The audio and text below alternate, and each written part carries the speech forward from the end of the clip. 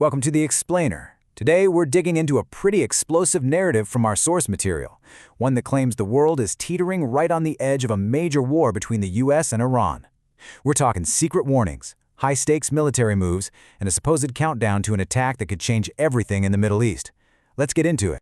Okay, so let's jump right to the core of the claim. This is supposedly a direct message from the US president to Israel's prime minister. According to our source, this isn't just a threat anymore. It's not a maybe. It's a declaration that things are about to happen and happen fast. The fuse, as this narrative tells it, is already lit. So, the way our source material frames this wasn't just some casual heads up. Nope, this was a formal directive to a major ally to get ready for the blowback, the inevitable retaliation from a massive US strike.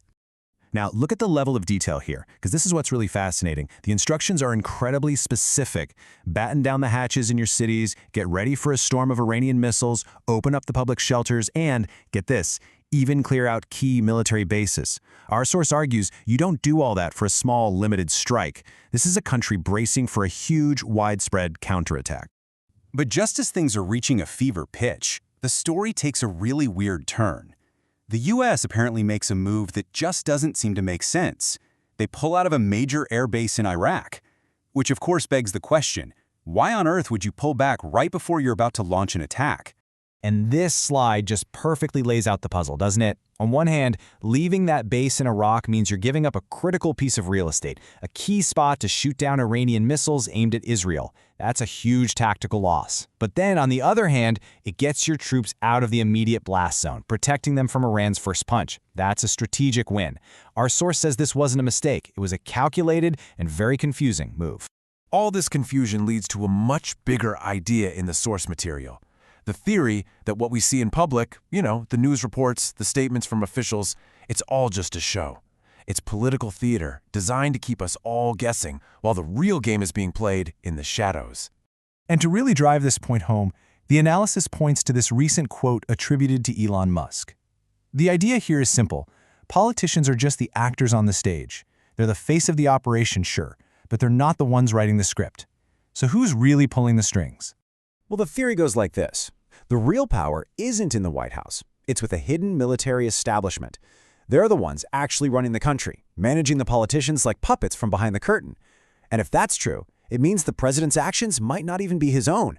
The decision to attack Iran might not be political at all, but a strategic move made by this unseen force. So, look, whether it's the politicians or the so-called establishment making the call, our source raises a huge logistical question.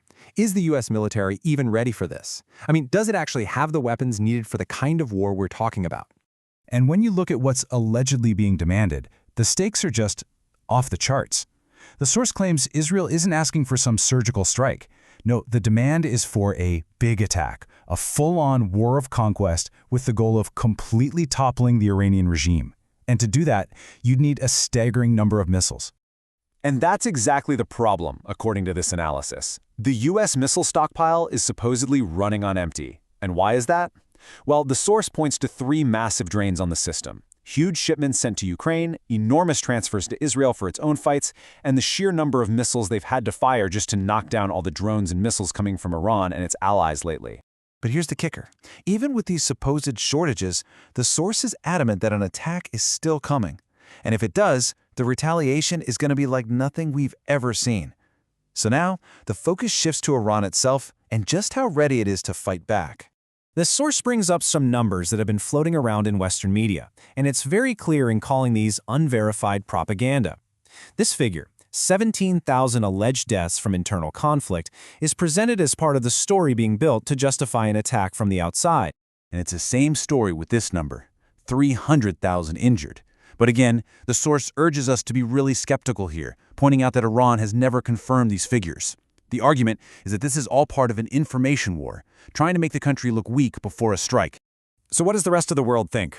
Well, according to this analysis, the US president is pretty isolated on this. It claims 80% of Americans are against the idea, that most countries are actually siding with Iran against this aggression, and even that countries like Russia are actively helping Iran by giving them tech to block systems like Starlink. So what does this all boil down to? Here's the key takeaway from the source. After weathering what it calls a massive, foreign-backed attempt to topple its government, Iran isn't playing by the old rules anymore. The country is now described as out of control, hardened, prepared, and ready to hit back with everything it's got against both the US and Israel. No holding back. And so, we're left with this really powerful image. A US administration, for whatever reason, pushing relentlessly towards a major war against an enemy that is not only ready for it, but is determined to fight back without any limits.